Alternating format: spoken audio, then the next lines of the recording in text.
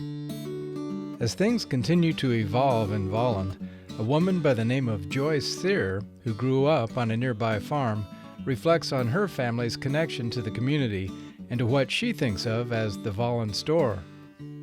My connection with Volland store is not the new one. It's with the white, older one across the way that was built in the 1890s. It's the original store. There wouldn't be the new one if the other one wouldn't have been so successful.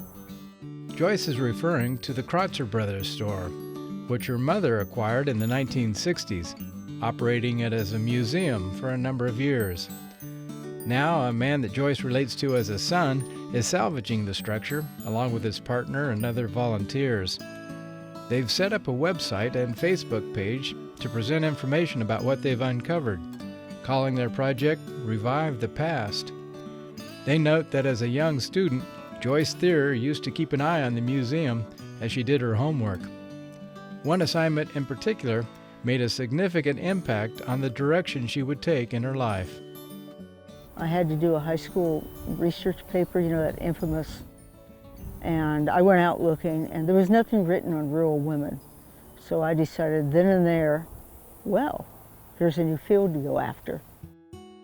Joyce's interest in rural women became more pronounced as she pursued the study of American history, obtaining a PhD from K-State and a position as assistant professor of history at Emporia State University. She also collaborated in the creation of an educational enterprise called Ride into History, providing first-person narratives in which she assumes the persona of women like Calamity Jane. Although she maintains a connection to her roots in Volland, Joyce now lives on a farm many miles away on the eastern edge of the Flint Hills north of Emporia, where she occasionally presents programs that she hopes will help other people connect. What we're losing is the connection to the animals, the connections to the grass, the heart connections to real people. By the way I created with Ride into History, I will share the stories of that person. And so I tell the stories with passion, with feeling, as if I am that person. Goodness. In this presentation, Joyce assumes the identity of her great-great-grandmother, Mary Fix, who settled on a farm near what later became the town of Volland. Michael comes, you menfolk can put your horses, wagon teams down in the barn. You can't miss it. It's that mound of tree limbs and sod down there. Someday it'll be a barn. Someday here in the Kansas territory. Someday. They had been on that farm since 1856. And where did they come from originally, before Kansas? They were in Berks County, Pennsylvania, and then they traveled to Indiana. And Mary Fix, my great-great-grandmother, didn't like it as much because he had promised her trees and stone house. And in Indiana, there are neither trees nor stone. And so they decided to come this way. Before there were, as I heard the story, before there was even a road out here, a trail or a trace.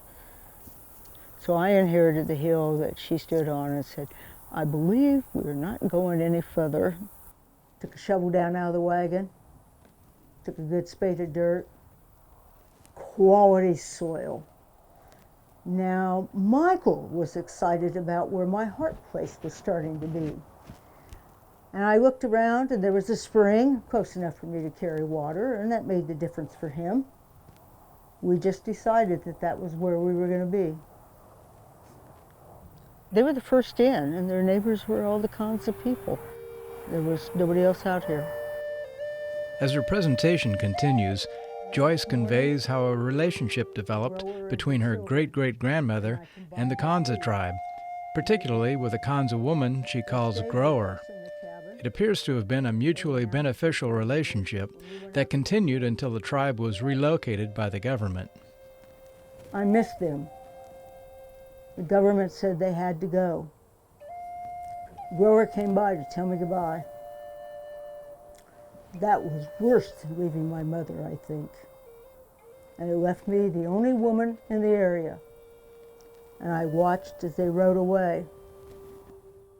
In a separate presentation, Joyce assumes the identity of this woman called Grower, reflecting on the experiences of Native Americans subjected to the changes associated with the westward expansion of the United States. She was born in 1743, so she's there to meet Lewis and Clark, and she sees all the changes. It's a time of turmoil. Most of my women are always at a time of turmoil.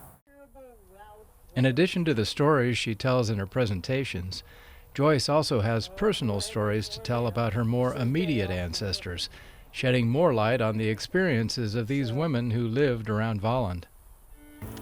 My grandmother grew up on a ranch near there, and she helped break horses. She worked in the fields. She said that she would not cook for my grandfather. They got married later. They would not cook for him if she could not work the way she wanted to. Mom didn't like being in the house much more than Grandma did, so they were always outside doing things. You know, but they counted chickens and whatever was in the yard that needed taken care of. And they were good at canning, they were good at sewing. My mother was an excellent knitter. You know, just, they did all that things, but then they would go out and help the men folk.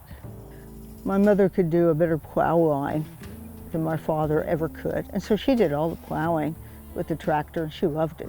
But she had to carry an apron on that tractor because if she got caught, she had to come off the tractor and have an apron on.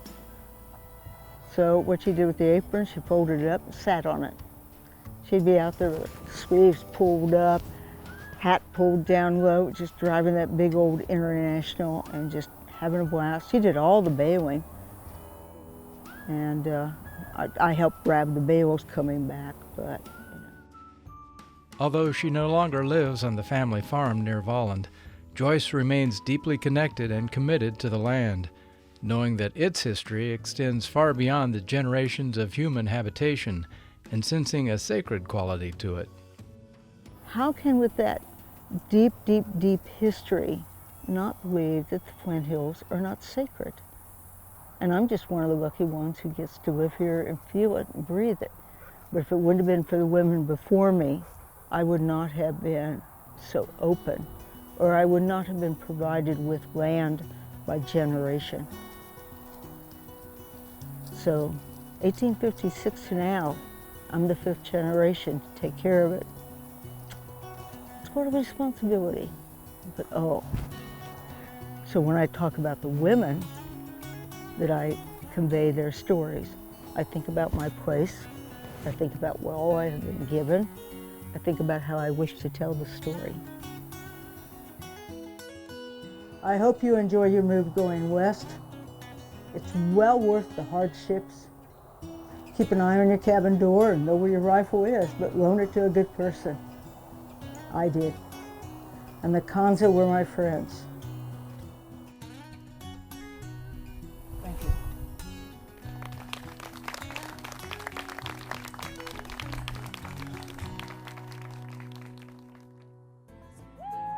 Join us for a number of compelling stories about some of the engaging women who preserve, protect, and celebrate the tallgrass prairie in the Flint Hills of Kansas.